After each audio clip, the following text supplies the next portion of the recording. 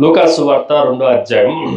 ఇంతకుముందే దేవుని సేవకులు హృదయం అనే స్థలము మనం దేవునికి ప్రభువుని మన హృదయాల్లో జన్మింపజేయటానికి ఇవ్వాలి అనేది ఈ రాత్రి మొదటి సందేశంలో మనం నేర్చుకున్న సత్యం.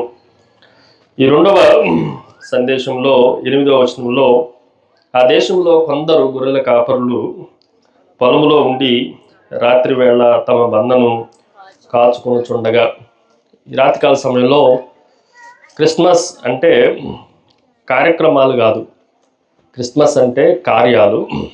మరలా చెప్తున్నా, క్రిస్మస్ అనేది కార్యక్రమాలు అనేవి కాదు. ఈ రోజుల్లో క్రిస్మస్ ఏమైపోయిందంటే కార్యక్రమాలు అయిపోయింది. క్రిస్మస్ అనేది కార్యాలు. క్రిస్మస్ అనేది ప్రోగ్రామ్స్ కాదు, ఇట్ ఈజ్ ఏ పర్ఫార్మెన్స్, పనితీరు. క్రిస్మస్ అనేది చాలామందికి ఈ రోజుల్లో కానీ ఆ రోజుల్లో కానీ ఏమైపోయింది అని మనం ఆలోచన చేస్తే చాలామందికి కార్యక్రమాలు ఎక్కువైపోయినాయి, కానీ పనులు, కార్యాలు, దైవ కార్యాలు చాలా తక్కువైనాయి. ఈ రాత్రికాల సమయంలో కొన్ని ప్రాముఖ్యమైన విషయాలు మనం జాగ్రత్తగా ఆలోచన చేద్దండి. ఇంకొంచెం కిందకి దిగజారి చెప్పాలంటే, క్రిస్మస్ అంటే డ్యాన్సులు కాదు, క్రిస్మస్ అంటే డ్యూటీ, ధర్మం. ఆ ధర్మాలు ఈ రాత్రికాల సమయంలో దేవుని వాక్యంలో నుండి చాలా జాగ్రత్తగా ఆలోచన చేద్దాం. క్రిస్మస్ అనేది యాటిట్యూడ్ కాదు, క్రిస్మస్ అనేది యాక్షన్. మీరు జాగ్రత్తగా ఈ పదాలు కొట్టుకుంటే చాలా బాగుంటుంది. అది ప్రోగ్రామ్స్ కాదు, పర్ఫార్మెన్స్. అది డ్యాన్సులు కాదు, ఇట్ ఈస్ ఎ డ్యూటీ. మూడోది ఏం చెప్పాను, అది యాటిట్యూడ్స్, దృక్పథాలు, మనకున్న ఆలోచనలు చూపించేది కాదు, ఇట్ ఈజ్ ఏ యాక్షన్స్, కార్యాలను చేసేది. ఈ క్రిస్మస్లో కొంచెం జాగ్రత్తగా ఆలోచన చేస్తే, క్రిస్మస్ అనేది పనికి మాలిన వారు సెలబ్రేషన్ చేసుకునేది కాదు, పని కలిగిన వారు దేవుణ్ణి స్తుతించేది క్రిస్మస్. మనం పనికి మాలిన వారమో, పనిచేసే వారమో ఈ రాత్రికాల సమయంలో ఈ క్రిస్మస్ సందేశంలో నుండి కొన్ని మాటలు మనం జాగ్రత్తగా ఆలోచన చేద్దండి. క్రిస్మస్ టైంని మనం జాగ్రత్తగా ఆలోచన చేస్తే, ప్రభు మరలా ప్రజలను దర్శిస్తున్న సమయం అది. అలాంటి సందర్భాల్లో ఈ రాత్రి అవకాశం ఉంటే ఒక 7 విషయాలు మీకు జ్ఞాపకం చేస్తాను, లేదంటే కనీసం 4 విషయాలైనా ఈ రాత్రి మీకు జ్ఞాపకం చేస్తాను. లూకాసు వార్త 1వ అధ్యాయంలోనికి రండి. లూకాసు వార్త 1వ అధ్యాయం 8-9 వచనాలు. 7వ వచనం కూడా మనం చదివితే, ఎలిజబెత్ గుట్రాలైనందున వారికి పిల్లలు లేకపోయేది, మరియు వారిద్దరూ కాలము గడిచిన వృద్ధులైరి. 8వ వచనం, జకర్యా తన తరగతి క్రమం చొప్పున దేవుని ఎదుట యాజక ధర్మం జరిగించుండగా, యాజక మర్యాద చొప్పున ప్రభు ఆలయంలోనికి వెళ్ళి ధూపము వేయుటకు అతనికి వంతు వచ్చెను. ధూప సమయమందు ప్రజల సమూహం అంతయు వెలుపల ప్రార్థన చేయుచుండగా. చాలా వచనాలు చదివించాను, ఈ మాటలు కొంచెం జాగ్రత్తగా ఆలోచన చేయండి. మొట్టమొదటి ఫస్ట్ డ్యూటీ క్రిస్మస్లో మనం జాగ్రత్తగా ఆలోచన చేస్తే, దేవుని వాక్యంలో రాయబడింది యాజక ధర్మం. జాగ్రత్తగా రాసుకోండి. ఈ రాత్రి 7 ధర్మాలు మీకు జ్ఞాపకం చేస్తాను. Number 1, it is a first duty, foremost duty. ముఖ్యమైన ధర్మము, పని, విధి, కార్యము, పనితీరు. ఏం చేయాలి అని అంటే, క్రిస్మస్ అనేది పనికిమాలిన వాడు జరిపించుకునేది కాదు. క్రిస్మస్ అనేది పని కలిగిన వారు చేసుకునేది. ఎవరు పని చేస్తున్నారు అని మనం ఆలోచన చేస్తే, ఒక వ్యక్తి, ఆయన పేరు జకర్యా, అతని భార్య పేరు ఎలిజబెత్. వీరిరువురు దేవుని యొక్క సకలమైన న్యాయ విధుల చొప్పున 6వ వచనంలో దేవుని దృష్టికి నీతిమంతులై ఉన్నారు, నీతిమంతులుగా ఉన్నారు. 7వ వచనంలో ఏమన్నా రాయబడిందంటే, వారు బహువృద్ధులై ఉన్నారు. బహువృద్ధులై అంటే ఎంత వయసు అనుకుంటారు మీరు? 40 సంవత్సరాలు, 50 సంవత్సరాలు, 60 సంవత్సరాలు కూడా ఇప్పుడు ఉన్నవాళ్ళు ఏం చేస్తున్నారంటే డ్యూటీలు చేస్తున్నారు. 62 అయింది ఇప్పుడు, అంతేనా? రిటైర్మెంట్ ఎన్ని సంవత్సరాలు అయింది? 62 అయింది. ఒకవేళ సెంట్రల్ గవర్నమెంట్ వాళ్ళైతే 65 సంవత్సరాలు, అదే చీఫ్ జస్టిస్ అలాంటి వాళ్ళకి 65 సంవత్సరాలు. వీళ్ళు యాజక ధర్మం వృద్ధాప్యంలో కూడా చేస్తూ ఉన్నారు. ఈరోజు క్రిస్మస్ అనేది పనిచేసే వారిని దర్శించేది. ఈ రాత్రి కొంచెం జాగ్రత్తగా ఆలోచన చేస్తే మనకి సరైన వయసు అవ్వకముందే మనం ఏమనుకుంటున్నాం అంటే చాలా కష్టపడిపోయాను, చాలా చేసేసాను, చాలా మీటింగ్లు పెట్టిను, చాలా కార్యక్రమాలు చేసాను, చాలామందిని రక్షించను, వయసు అయిపోయింది, మోకాళ్ళ నొప్పులు వచ్చినాయి అని పండుకొని మాకు బాగా పరిచయం చేసేసాను అనుకొని ఉదాసీనంగా ఉండేది క్రిస్మస్ కాదు. నువ్వు చనిపోయే లాస్ట్ రోజు వరకు ప్రభు కొరకు పర్ఫార్మెన్స్ చేయాలి, అది క్రిస్మస్. ఈ యాజక ధర్మం ఏమని చెప్తుందంటే వాళ్ళు బహుకాలం గడిచిన వృద్ధులు అయినప్పటికీ 8వ వచనంలో చాలా అద్భుతమైన రాయబడింది. జకర్యా తన గరగతి క్రమం చొప్పున దేవుని ఎదుట యాజక ధర్మము జరిగించను అనుందా, జరిగించుచుండగా అనుందా? స్టిల్ బహు వృద్ధులైనప్పటికీ ఆయన ధర్మము జరిగిస్తూ ఉన్నాడు. దీన్ని మనం జాగ్రత్తగా ఆలోచన చేస్తే it is a priest duty. మొట్టమొదటిది యాజక ధర్మము. మనం దేవుడు మనకు అప్పగించిన పనిలో ఎంత ధర్మంగా దేవుని పని జరిగిస్తూ ఉన్నాం. దేవుని కొరకు నీతిమంతులుగా మనము వృద్ధాప్యంలోకి వచ్చిన బహువృద్ధులైపోయినా కాలము చెల్లిన వారమైనా సరే దేవుని పని చేయటానికి ఏది అడ్డంకు కానే కాదు.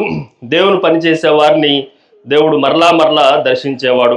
ఆ యాజక ధర్మం ఏమని చెప్తుందంటే 9వ వచనంలో యాజక మర్యాద చొప్పున ప్రభు ఆలయంలోనికి వెళ్ళి దూపము వేయుటకు అతనికి వంతు వచ్చును. యాజక ధర్మంలో ఒకటి దూపము. దూపం అంటే ఏంటి అని మనం ఆలోచన చేస్తే 10వ వచనంలో అదే రాయబడింది.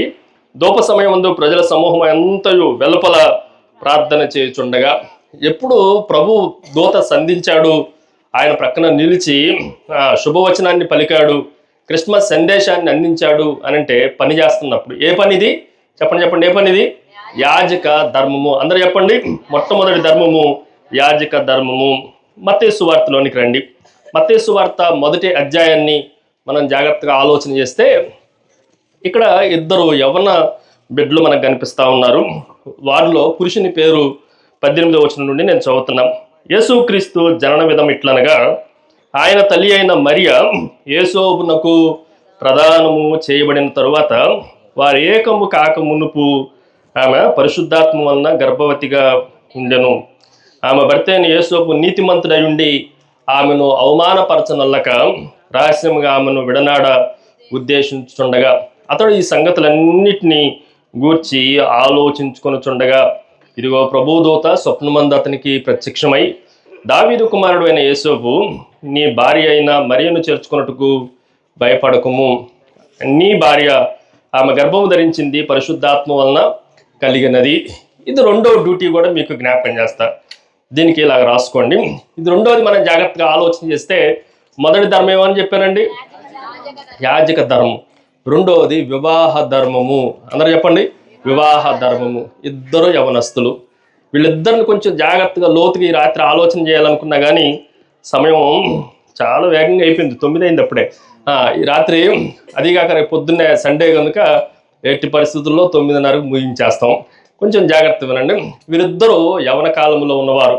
వీరికి వివాహం ఇంకా జరగలేదు కానీ ప్రదానం చేయబడింది. ప్రదానం చేయబడిన తర్వాత యూదుల సాంప్రదాయం ప్రకారం బెట్రోత్ అయిన ప్రదానం చేయబడిన తర్వాత 1 సంవత్సరం వరకు వారు వివాహం కొరకు వేచి ఉంటారు. ఈ లోపల పురుషుడైనా తప్పిపోవచ్చు, స్త్రీ అయినా తప్పిపోవచ్చు. లేదు, ఇద్దరు పరిశుద్ధంగా కాపాడుకుని ఉంటే, వివాహంలో ఎటువంటి అభ్యంతరాలు లేకపోతే, వివాహంలో ఎటువంటి తారతమ్యాలు కనిపించకపోతే పెద్దలే ఆ వివాహాన్ని జరిగిస్తారు. ఇది యూదుల సాంప్రదాయం. అయితే ఏమని ఆ రాత్రి ఆలోచిస్తుండ ఆయన చెప్పండి. 20వ వచనంలో అద్భుతంగా రాయబడింది. అతడు ఈ సంగతులను గురించి ఆలోచించుకొనుచుండగా గర్భవతి అయిందని తెలిసింది.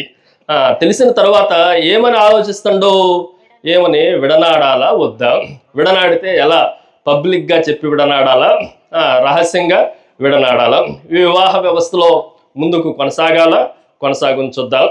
ఈరోజు కొంచెం జాగ్రత్తగా మనం ఆలోచన చేస్తే వివాహ ధర్మాన్ని పాడు చేసేవాళ్ళు, భగ్నం చేసేవాళ్ళు చాలామంది ఉన్నారు. నేను అలా చెప్తాను. ఆ రోజుల్లో చాలామంది యవనస్తులు ప్రదానం చేయబడ్డారు. చాలామంది యవనస్తులకి వివాహాలు జరిగినాయి. చాలామంది యవనస్తుల జీవితాల్లో అప్పుడప్పుడే వివాహపు జీవితంలోనికి అడుగుపెట్టారు. వీళ్ళు వివాహ జీవితంలోనికి దాంపత్య జీవితంలోనికి అడుగు పెట్టకపోయినా చాలా బ్రాడ్గా చాలా విశాలంగా యేసోబు ఆలోచించటం, చాలా ఉన్నతంగా ఆలోచించటం, దేవుని ఉద్దేశాల కొరకు ఆలోచించటం, ఆలోచించుకొని చుండగా వివాహ ధర్మం యొక్క ఆ పనితీరుని ఆలోచించుకొని చుండగా క్రిస్మస్లో మరలా ప్రభుదూత ఎవరిని దర్శించింది చెప్పండి? మరలా యేసోబును దర్శించింది, విషయాలన్నీ చెప్పింది.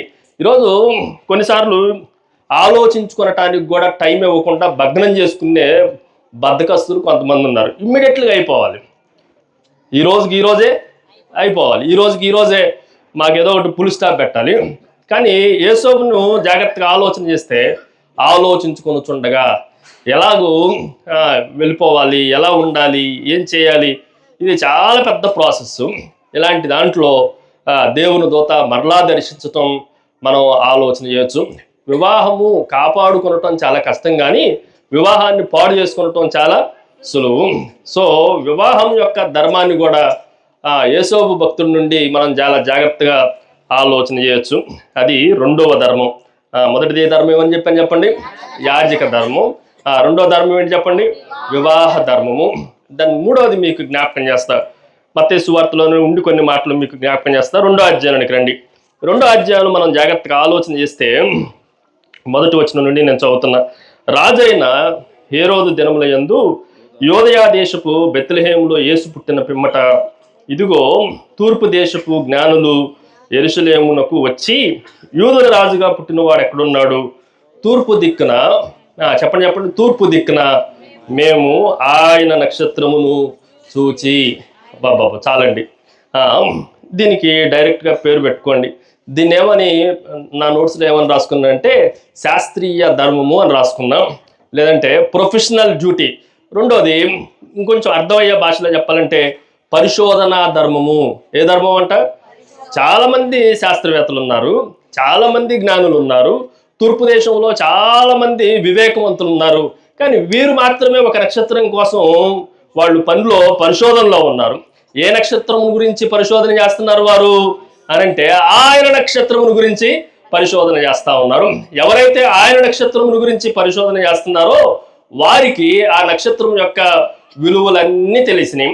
అది 2వ వచనంలో ఆయన నక్షత్రమును చూచి అన్న మాట రాయబడింది. కానీ ఎప్పుడైతే హేరోదు దగ్గరికి వచ్చారో వారి దగ్గర రాయబడిన మాట 6-7 వచనాల్లో రాయబడింది. చూడండి. అంతటా హేరోదు ఆ జ్ఞానులను రహస్యముగా పిలిపించి ఆ నక్షత్రము కనబడిన కాలము వారి చేత పరిష్కారముగా తెలుసుకొని, నక్షత్రము కనబడిన కాలము, ఏ టైంలో నక్షత్రము కనబడింది, ఇది కొంచెం జాగ్రత్తగా. మీరు కొన్ని ఉన్నారా లేరా? సరే, జ్ఞానులైనా తెలివిగలైనా తెలివిలేని వాళ్ళైనా నక్షత్రాలు ఎప్పుడు కనపడతాయి? పగలు కనపడతాయి, నైట్లు కనపడతాయా? మీ ఊర్లో నైటే కనపడతాయా? నందిగావరండి, పాపం వీళ్ళకేం తెలుసు? పెళ్ళి అయితే కానీ నక్షత్రాలు ఎప్పుడు కనపడితే వాళ్ళకి తెలుసు, పిల్లలు కదా తెలియదు అంతా. జ్ఞానులు కొంచెం జాగ్రత్తగా ఆలోచన చేస్తే నక్షత్రం ఎప్పుడు కనపడుతుంది? పగల, డే టైంలోనా, నైట్ టైంలోనా? నైట్ టైంలో. అంటే వీళ్ళు పగలు మాత్రమే కాదు, కొంచెం శాస్త్రీయంగాను అవకాశాలను బట్టి ప్రొఫెషనల్గా గాను 2 మాటలు మీకు జ్ఞాపకం చేస్తాం. వారు నక్షత్రాన్ని చూడాలి అని అంటే రాత్రుల్లో చాలాసేపు వాళ్ళు మెలకుగా ఉండి పరిశోధన చేయాలి, చాలా పరిశోధన చేయాలి. లేదండి నక్షత్రాలు ప్రొఫెషనల్గా మంచిగా ఖగోళ శాస్త్రవేత్తలకైతే పగలు కూడా కనిపిస్తాయి. వాళ్ళకి చాలా ల్యాబ్స్ ఉంటాయి, చాలా మైక్రోఫోన్స్ ఉంటాయి, మైక్రోస్కోప్స్ ఉంటాయి, వాళ్ళ దగ్గర చాలా టెలిస్కోప్స్ ఉంటాయి. టెలిస్కోప్స్ ఇవన్నీ చూసి వాళ్ళు కనిపెట్టవచ్చు అని అంటే, ఇప్పుడు మనం జాగ్రత్తగా ఆలోచన చేస్తే ఇక్కడి నుంచి తీక్షణంగా 1 కిలోమీటర్ దూరం గట్టిగా చూస్తే కళ్ళకి నొప్పి వస్తుందా రాదా? అలాంటిది వేల కిలోమీటర్ల ఎక్కడో ఆకాశంలో ఉన్న నక్షత్రాలను చూడటానికి, అది కూడా డిఫరెంట్ యాంగిల్స్లో ఆయన నక్షత్రాన్ని కనుగొనటానికి ఎంత టైం తీసుకొని వారు పరిశోధన ధర్మం చేస్తున్నారో. ఈరోజు బైబిల్లో ఉన్న నక్షత్రాన్ని కనుగొనటానికి బైబిల్కి సంబంధించిన పరిశోధన ధర్మము చేసే యాజకులు ఎవరన్నా ఇక్కడ ఉంటే ఎంత టైం మీరు పరిశోధించి తెలుసుకొని దాన్ని బాగా చూసి లోతుగా చూసి ఏ నక్షత్రాన్ని కనుగొన్నారు? ఏం నక్షత్రాన్ని కనుగొనం. మన యాజకుల గురించి చెప్తున్నాం, మన పాస్టర్ గారుల గురించి చెప్తున్నాం, మన విశ్వాసులు. చాలా రోజుల క్రితం ఒక కొత్త పోకడు వచ్చింది. అదేంటి అంటే క్యాలెండర్స్. అంతకుముందు క్యాలెండర్స్ లేవు, నా చిన్నప్పుడు క్యాలెండర్స్ లేవు. నాకు తెలిసి నేను 10th క్లాస్కి వచ్చిన తర్వాత క్యాలెండర్స్ యొక్క ప్రపంచం స్టార్ట్ అయింది. ఇప్పుడు ఏమైపోయింది అని అంటే క్యాలెండర్స్ కూడా మరుగైపోయినాయి. ఇప్పుడేంటి, ప్రతి అయ్యగారు డైలీ వర్స్ పంపిస్తున్నాం. అంతకుముందు కనీసం క్యాలెండర్ దగ్గరికి వెళ్ళినా ఆ ఒక్క వచ్చిన వాడిని చూసేవాళ్ళు. ఇప్పుడు అది కూడా లేదు. ఫోన్కే తెప్పలుగా కుప్పలుగా వస్తుంది. అందులో ఒక్కటి కూడా ఇన్ని వస్తుంటే ఏం చూస్తున్నారు, అన్నిటిని వదిలేస్తున్నారు. ఏం పరిశోధిస్తున్నాం మనం? ఏం ధర్మం ఉందో మనకి? శాస్త్రీయ ధర్మం, పరిశోధన ధర్మం అని అంటే ఏమీ లేదు. చివరికి వాళ్ళు తూర్పు దేశానికి వాళ్ళు బయలుదేరి వచ్చి వాళ్ళంత దూరం ప్రయాణం చేసి 9వ వచనంలో రాయబడింది, వారు రాజు మాట విని బయలుదేరిపోతుండగా ఇదిగో తూర్పు దేశమున వారు చూసిన నక్షత్రము ఆ శిశువు ఉండిన చోటుకు మీదుగా వచ్చి నిలుచు వరకు వారికి ముందుగా ఎక్కడ వరకు నడిపించారు? ఏ నక్షత్రాన్ని చూశారు? ఆ నక్షత్రమే వారికి కావాల్సింది. వారు ఖగోళ శాస్త్రవేత్తలు అని రాయబడింది, వాళ్ళు జ్ఞానం కలిగిన వారు అని రాయబడింది. దాని గురించి కనుగొని ఆ నక్షత్రాన్ని వాళ్ళ దేశంలోనే, వాళ్ళ ప్రజల మందే అక్కడే ప్రకటించవచ్చు కదా. ఎందుకు ఆయన్ని కనుగొనటానికి అంత దూరం ప్రయాణం చేసి, అంత శ్రమను కోర్చి, అంత ధనాన్ని వెచ్చించి, అన్ని బహుమతులు తీసుకొని ప్రభు దగ్గరికి ఎందుకు రావాల్సి వచ్చింది అనంటే, ఏదన్నా కనుగొనాలి అనంటే దానికి ఏంటంటే పెటెంట్ రైట్స్ అని ఉంటాయి. ఇది మా ద్వారా కనుగొన్నది. ఇప్పుడు ఈ ఫోన్ ఉందనుకోండి, శాంసంగ్ అని అంటాం. ఇది ఉందనుకోండి, ఆవుజా అంటాం. యాపిల్ ఉందనుకో, వాడికి పరిశోధన చేసి ఆ పేరు రాయాలి అనంటే పెటెంట్ రైట్స్ అంటాం. అలాగే వీళ్ళు ప్రభు నక్షత్రాన్ని కనుగొనటానికి పరిశోధన మామూలు చేయాలి. ప్రభువుని కనుగొని ఆ నక్షత్రానికి పేరు పెట్టేంతవరకు ఆ విషయాన్ని వదిలిపెట్టలే. వీళ్ళని ఏమని చెప్పామంటే, ఏ ధర్మం చెప్పండి? ఇది పరిశోధన ధర్మం. మొదటి వారు యాజక ధర్మం జరిగిస్తూ ఉన్నారు. రెండవది వారు చెప్పండి వివాహ ధర్మాన్ని జరిగిస్తూ ఉన్నారు. మూడవది మనం జాగ్రత్తగా ఆలోచన చేస్తే వీరేం చేస్తున్నారు చెప్పండి? పరిశోధన ధర్మము జరిగిస్తూ ఉన్నారు. 4వ వ్యక్తుల్ని మీకు జ్ఞాపకం చేస్తా, చూడండి. లూకాసు వార్త 2వ అధ్యాయం 8వ వచనం. ఇప్పుడు మనం చదువుకున్న వాక్య భాగం లూకాసు వార్త 2వ అధ్యాయం 8వ వచనం. ఆ దేశంలో కొందరు గొర్రెల కాపరులు పొలములో ఉండి రాత్రి వేళ తమ మందను కాచుకొనుచుండగా, still it is going on. ఏ టైంలో? రాత్రి వేళ. ఏం చేస్తున్నారు? మందను కాచుకొనుచుండగా. ఇది 3వది. 4వది. ఇది ఏ ధర్మం అంటే కాపరి ధర్మము. ఏ ధర్మం చెప్పండి? యాజక ధర్మం అని చెప్పాను. 2వది వివాహ ధర్మం అని చెప్పాను. 3వది పరిశోధన ధర్మం అని చెప్పాను. All are duties. ధర్మము అంటే ఏంటి అర్థం? పనితీరు, కార్యక్రమాలు కాదు. ఇది కొంచెం జాగ్రత్తగా ఆలోచన చేస్తే వాళ్ళు ఎంతో పరిశోధన చేశారు. ఇప్పుడు వీళ్ళని మనం జాగ్రత్తగా ఆలోచన చేస్తే ఆ బెత్లెహేము అనేది ఎప్పుడు చెప్పాను, వెల్లంకిలో చెప్తూ చాలా పొలాల గురించి చెప్పారు. బెత్లెహేములో ఎందుకు గొర్రెలు కాపర్లు ఎందుకు అక్కడే ఉండాలి, ఎందుకు అనంటే ప్రపంచంలో ఎవరైనా సరే 3 పండగలకి ఎక్కడికి రావాలి? యెరూషలేముకి రావాలి. అమెరికాలో ఉన్న యూదుడు యెరూషలేములోనికి రావాలి అంటే ఫ్లైట్లో గొర్రెపిల్లలు తీసుకెళ్ళటానికి, పక్షులను తీసుకెళ్ళటానికి అవకాశం లేదు. బడాబాబులంతా గొర్రెపిల్లలను తీసుకొని రావాలి. అందుకని గొర్రెపిల్లలను ప్రపంచంలో ఎక్కడి నుండైనా సరే తీసుకురావడానికి అవకాశం లేక వాళ్ళు ఏం చేస్తారంటే బెత్లెహేములో వచ్చి బెత్లెహేములో నుండి వధించటానికి కావలసిన గొర్రెపిల్లను ఎక్కడ తీసుకెళ్తారు? యెరూషలేములోనికి తీసుకెళ్తారు. ఇక ప్రపంచంలో ఎక్కడ వధింపబడే గొర్రెలు ఉండటానికి అవకాశం లేదు. Only there is a place Bethlehem. అందుకనే దానికి ముంగుర్తుగా యేసుక్రీస్తు అనే మన పస్కా పశువు వధించబడటానికి ఆయన బెత్లెహేములో జన్మించాడు.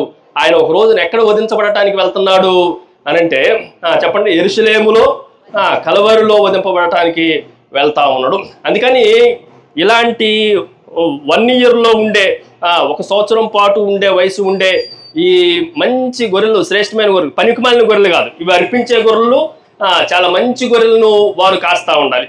కాబట్టి వాళ్ళు రాత్రి వేళ కూడా ఎక్కడన్నా ఏదన్నా చిన్నది వచ్చి, పశువు వచ్చి, లేదంటే ఏదన్నా సింహం వచ్చో, ఏదన్నా ఎలుగుబంటి వచ్చో చిన్న అట్లా కాటు వేసి వెళ్ళినా కూడా దాన్ని బలి అర్పించడానికి అవకాశం లేనే లేదు.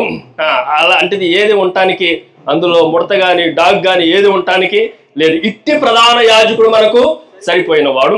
ఈ గొర్రెపిల్ల అమూల్యమైన గొర్రెపిల్ల, నిర్దోషమైన నిష్కళంకమైన గొర్రెపిల్ల. అలాగా ఆ గొర్రెపిల్లలను కాపాడటానికి కాల్చుకుని చుండగా అని రాయబడింది. ఈరోజు మనం ఇక్కడ ఉన్న కొంతమంది సేవకులు ఉన్నారు కనుక వారిని ఉద్దేశించి ఇది కాపర్ల గురించి కనుక నేను చెప్పే మాట ఏంటంటే, ఎంతసేపు మన్నను కాస్తున్నాం మనం? 24 అవర్సా? ఈ రోజుల్లో చాలామందికి ప్రోగ్రాంలు అయిపోయినాయి. అయ్యగారులకి మన్నను కాసే టైం పోయింది. ఏం చేస్తున్నారు అని అంటే ఏదో అవి ఇప్పుడు చెప్పకూడదు, క్రిస్మస్లో అవసరం లేదు. ఈరోజు ఎంత టైం మనం మందను కాస్తా ఉన్నాం. కాపరు ధర్మం, దేవుడు నీకు ఇచ్చిన మందను ఎంతవరకు నువ్వు, ఇంగ్లీష్లో ఏమని రాయబడిందంటే వాచింగ్ ఓవర్ అని రాయబడింది. దాన్ని చాలా కన్ను వేసి సీసీ కెమెరా లాగా ఆ మందను ఎంతకాలం కాస్తా ఉన్నాం. ఇది ఎన్నో ధర్మం? మొదటిది యాజక ధర్మం, రెండోది వివాహ ధర్మం, మూడోది పరిశోధన ధర్మం, నాలుగోది జాగ్రత్తగా ఆలోచన చేస్తే కాపరి ధర్మం. దాన్ని ఐదోది మనం జాగ్రత్తగా ఆలోచన చేస్తే మరియమ్మ గారిని గురించి కూడా ఒక మాటను మీకు జ్ఞాపకం చేయాలి. దేవుని వాక్యంలో మరియా ఎలాంటిది అని మనం ఆలోచన చేస్తే, నేను పురుషుణ్ణి ఎరుగని దానినే, చాలా చక్కగా రాయబడిన మాటలు దేవుని వాక్యంలో లూకాసు వార్తలో రాయబడతా వచ్చినాయి. ఆ మాటల నుండి ఒక్క మాట నేను చదువుతున్నా చూడండి. 29 మొదటి అధ్యాయం 29వ వచనం నుండి, ఆమె ఆ మాటకు బహుగా తొందరపడి ఈ శుభవచనం ఏమిటో అని ఆలోచించుకొని చుండగా దూత, ఆ తర్వాత 34వ వచనంలో ఈ స్త్రీ మరియా కన్యకన చెప్తున్న మాట ఏంటంటే, అందుకు మరియా నేను పురుషుణ్ణి ఎరుగిన దానినే ఇది ఎలాగూ జరుగునని దూతతో అనగా, పురుషునితో నువ్వు ఎరగని దానివైనా కూడని దానివైనా ఏంటి 35వ వచనం అంటే, దూత పరిశుద్ధాత్మని మీదకు వచ్చును, సర్వోన్నతిని శక్తి నిన్ను కమ్ముకొనును గనుక పుట్టబోవు శిశువు పరిశుద్ధుడై దేవుని కుమారుడు అనబడును. ఇది 5వ ధర్మం ఏంటంటే కన్యక ధర్మము. ఏ ధర్మం చెప్పండి? కన్యక ధర్మం. ఈరోజు చాలామంది కన్యకులు ఉన్నారు. చాలామంది కన్యకులు గలిలయలో ఉన్నారు, చాలామంది కన్యకులు యెరూషలేములో ఉన్నారు, చాలామంది కన్యకులు యోదయాలో ఉన్నారు, చాలామంది కన్యకులు బెత్లెహేంలో ఉన్నారు. కానీ ఇంతమంది కన్యకులు ఉండగా, ఇంతమంది కన్యకులు ప్రదానం చేయబడి ఉండగా ఏ కన్యకును దేవుడు పరిశుద్ధాత్మ దేవుడు దర్శించాల. కానీ ఈ కన్యకనే దర్శించడానికి కారణం ఏంటి అని అంటే, ఆమెకు ఇవ్వబడిన ధర్మాన్ని, ఆ పరిశుద్ధత ధర్మాన్ని, ఆ కన్యక ధర్మాన్ని చాలా చక్కగా తన జీవితాన్ని దేవుని కొరకు అర్పించుకుంది. ఏ పురుషుని చెయ్యి పడని ధర్మము. రోజు ఏది ఆశించని మనం జాగ్రత్తగా ఆలోచన చేస్తే, ఏ పురుషుని మనసులో కూడా ఒకవేళ హృదయంలో ఆలోచించినా కూడా ఏమయ్యేది?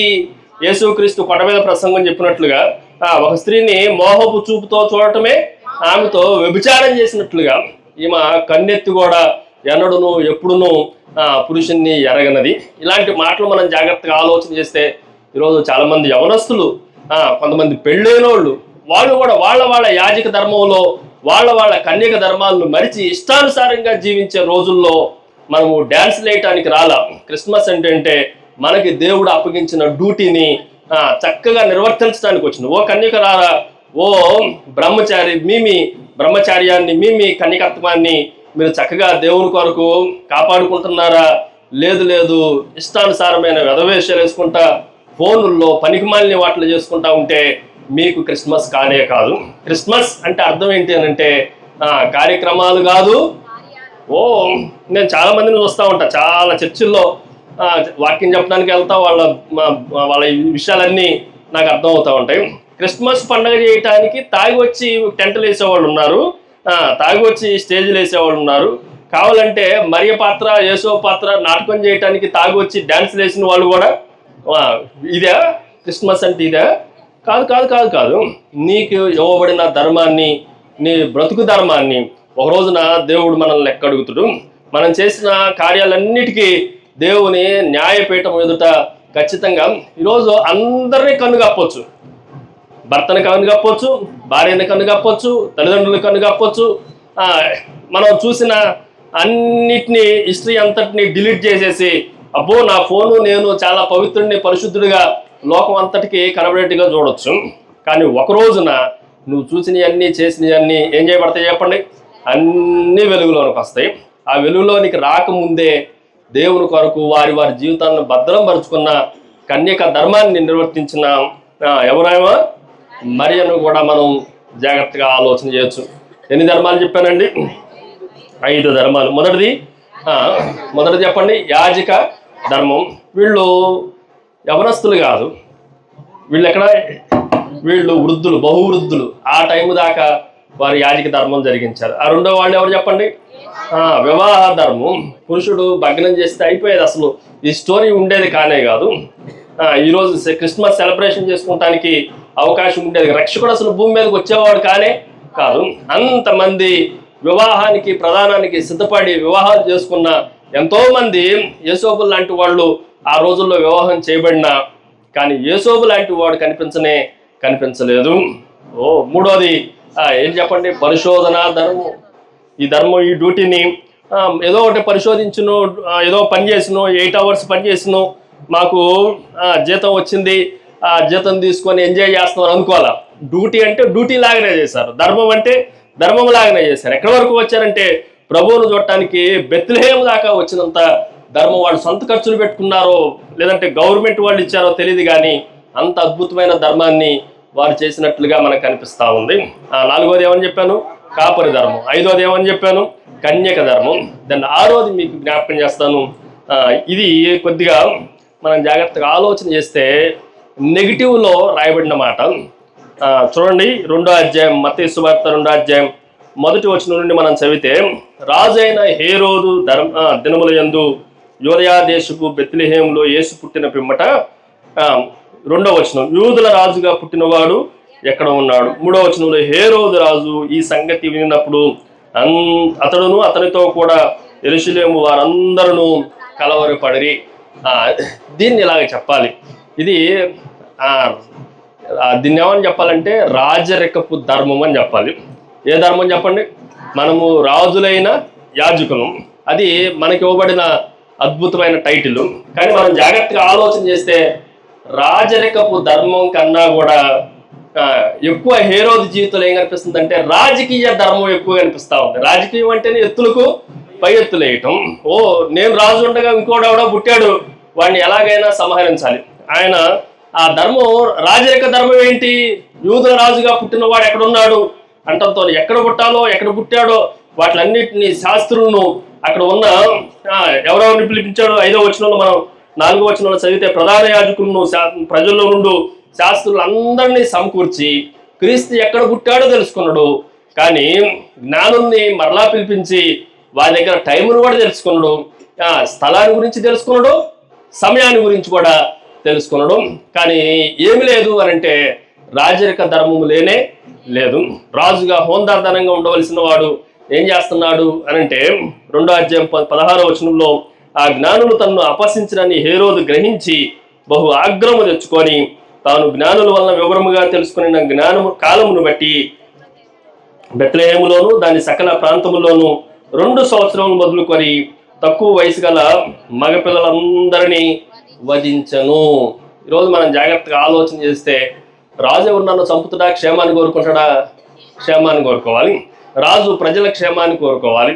రాజు ప్రజల యొక్క పక్షంగా నిలవబడాలి, బలహీనుల పక్షంగా నిలవబడాలి.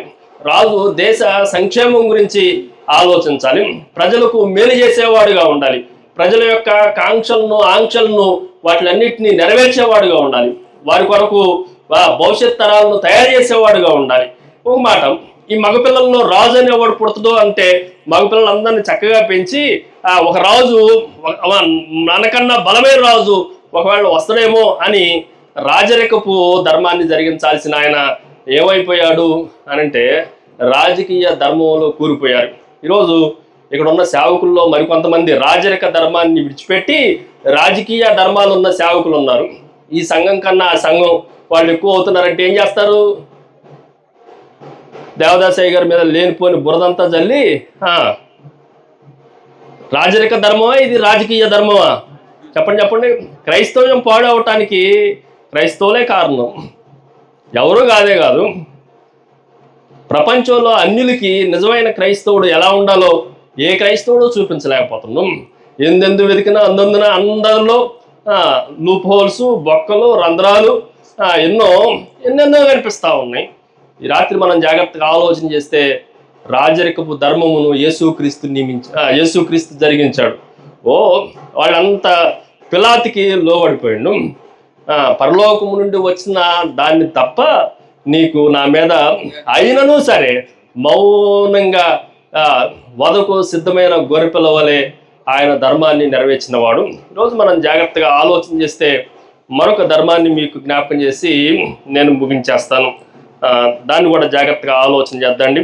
2వ అధ్యాయం 1వ వచనం నుండి మనం జాగ్రత్తగా ఆలోచన చేస్తే ఇక్కడ సర్వలోకమునకు ప్రజాసంఖ్య రాయవలనని కైసరు ఔగస్తు వలన ఆజ్ఞేయును. ఇది కురోనియా సిరియా దేశమునకు అధిపతి అయి ఉన్నప్పుడు జరిగిన మొట్టమొదటి ప్రజాసంఖ్య. ఇదంతా జాగ్రత్తగా ఆలోచన చేస్తే దీన్ని ఇలా రాసుకోండి. ప్రభుత్వ ధర్మము, it is a government duty. ఏంటి? ప్రతి ఒక్కళ్ళు ట్యాక్స్ ఎంతమంది కడుతున్నారు, ప్రజాసంఖ్య ఎంత ఉంది, అందరూ బిజీగా ఉన్నారు.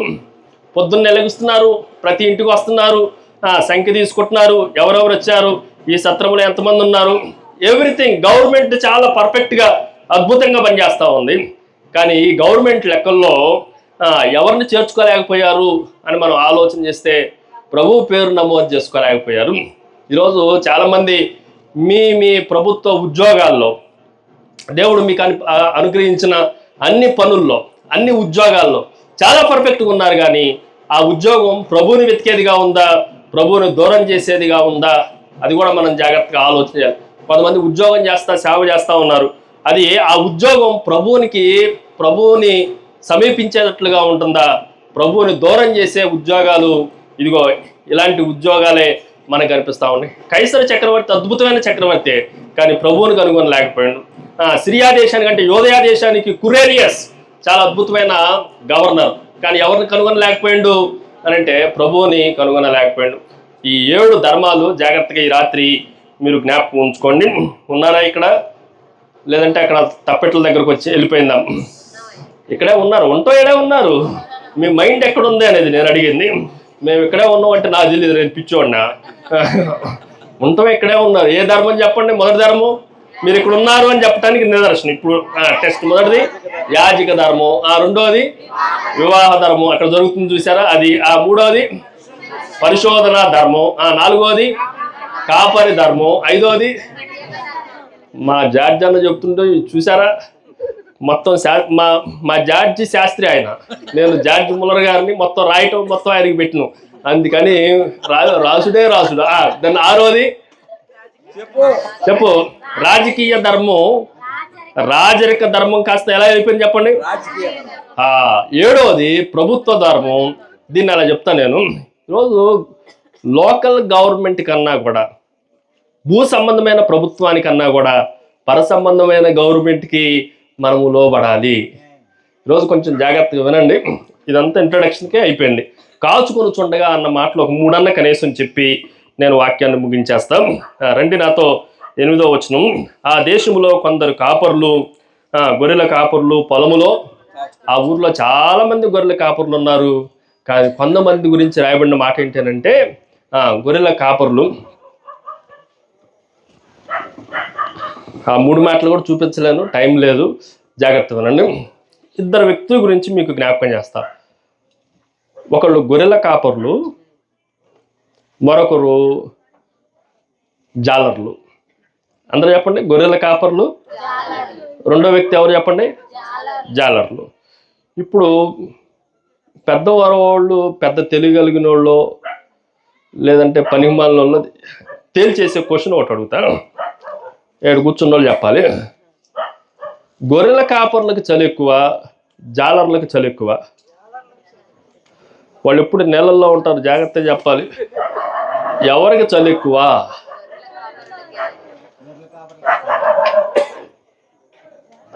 మీరు ఏం చెప్పినా ఈ రాత్రి మీరు తెలివిగల్లోని ప్రూవ్ చేయాలి. జాగ్రత్త. గొర్రెల కాపర్లకి చలి ఎక్కువ.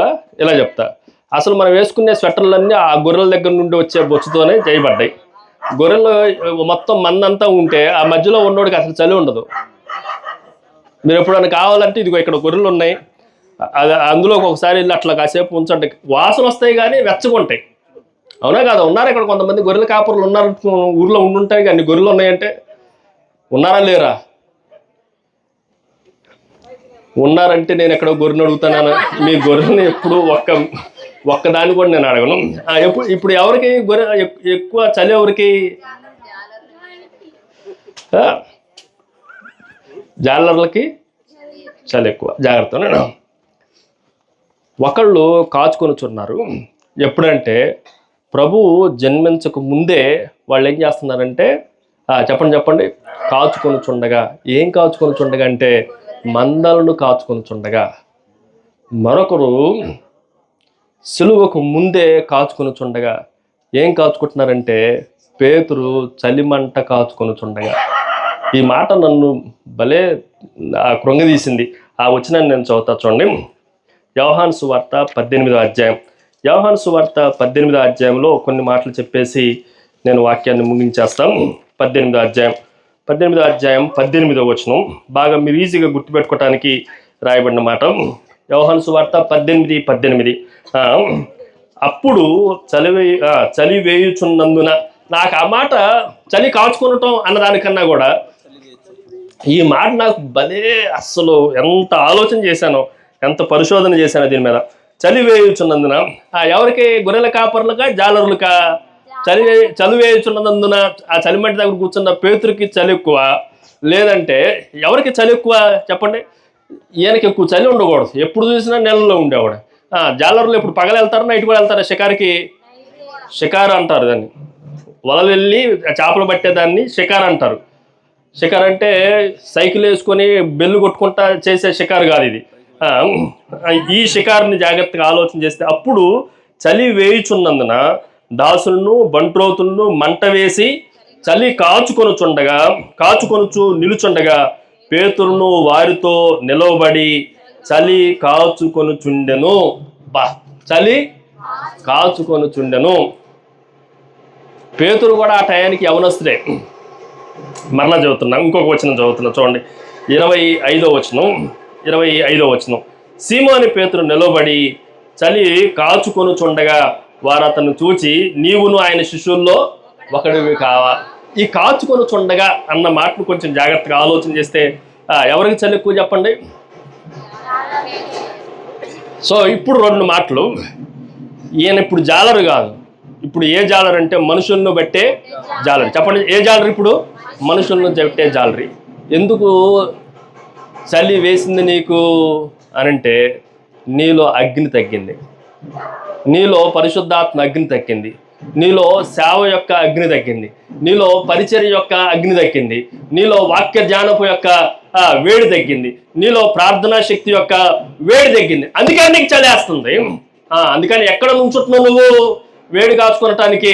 మరలా ప్రార్థనలోకి వచ్చి, మరలా ప్రభు దగ్గరకు వచ్చి, ప్రభు నేను చచ్చిన రాస్తాను నీకోసం, ఎవడు వచ్చినా రాకపోయినా నేను నీకోసం చచ్చిపోతానన్న ఆయన. ఇప్పుడేమంటుందంటే, నేను ప్రభువుని ఎరగనే, ఆయన మాట కూడా నాకు తెలియదు అని ఒట్టు పెట్టుకునే పరిస్థితులకు వచ్చింది. రాత్రి మనం జాగ్రత్తగా ఆలోచన చేస్తే, ప్రభు జన్మించే ముందు కాచుకున్న వాళ్ళు కొంతమంది, ప్రభు మరణించే ముందు ఆ అవకాశం వచ్చింది, చక్కగా ప్రభు కొరకు నిలబడితే ఎంత అద్భుతంగా ఉండేదో. వీరిని ప్రభు దర్శించిండు. ఇదిగో పాడైపోయి పతనం అయిపోయి చీకట్లో చలిలో ఉంటున్న పేతురును కూడా మరలా ప్రభు దర్శించిండు. ఈ రాత్రి ఒకవేళ పేతురులాగా నువ్వు కూలైపోయి శ్రమల్లో, కష్టాల్లో, పరిస్థితుల మధ్య సేవ చేయకుండా, పని చేయకుండా, విశ్వాసం లేకుండా ఒకవేళ నువ్వు చల్లబడిపోతే, ఈ రాత్రి క్రిస్మస్ చెప్పే డ్యూటీ ఏంటో తెలుసా? మరలా పరిశుద్ధాత్మ దేవుడు నిన్నేం చేయగలడు? రగిలించగలడు. ఓ తిమోతి, నీలో ఉన్న కృపావరమును ప్రజ్వలింపజేయము. ఏం చేయాలి? తిమోతి ఏదో బలహీనత వచ్చేసి నువ్వు చల్లబడిపోయినావు. నో. పరిశుద్ధాత్మ దేవుడు నిన్నేం చేయగలడంటే మరలా నిన్ను రగిలించగలడు, మరలా నిన్ను పునర్జీవింపజేయగలడు. క్రిస్మస్ అంటే అర్థం ఏంటంటే, మనం ఎక్కడన్నా పాడైపోతే, పతనం అయిపోతే, జారిపోతే, కృంగిపోతే, వేదన పడుతుంటే మరలా దేవుడు మనల్ని ఉజ్జీవింపజేసి తన పరిచర్య కొరకు వాడుకునేది. నువ్వు ఎక్కడ కాచుకుంటున్నావో, కొంతమంది మందను కాచుకుంటున్నారు, కొంతమంది మంటను కాచుకుంటున్నారు. ఈ రాత్రి క్రిస్మస్ అనంటే, నిన్ను సేవకులారా, మీకు అప్పగించబడిన దేవుని మందను, పరిశుద్ధాత్మ మీకు అనుగ్రహించిన దేవుని సంఘము అనే మందను దేవుడు తన స్వరక్తం ఇచ్చి సంపాదించిన సంఘము అనే మందను మీరు ఎంతవరకు కాస్తున్నారో? లేదండి, మాకు మంద అవసరం లేదు, మా శరీరాలన్నీ మందమైపోయినాయి, మాకు చలి ఎక్కువైపోయింది అని మీరు చలి కాసుకుంటున్నారో? ఈ ఇద్దరు, ఒకవైపున కాపర్లు, మరొక వైపున జాలర్లు, వీరిరువురిలో నువ్వు ఏ కోపకు చెందావో నువ్వు పరిశీలించుకునే సమయం ఇది. దేవుడి మాటలను దీవించును గాక.